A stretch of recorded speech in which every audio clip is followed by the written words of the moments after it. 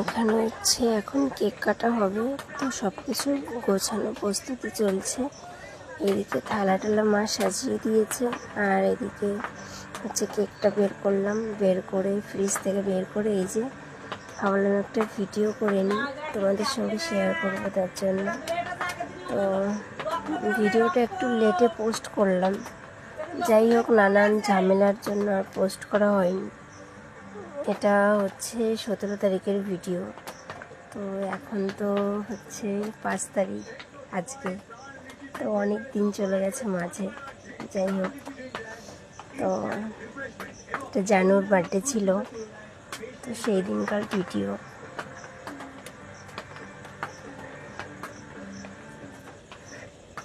তো টাটা সবাইকে, পরে আবার কোনো ভিডিওর কথা হবে। আর তোমরা কে কোথা থেকে আমার ভিডিও দেখো অবশ্যই কমেন্টে জানিয়ে যাও, কারণ সেই কমেন্ট ধরেই কিন্তু আমি তোমার পরিবারে যেতে পারবো।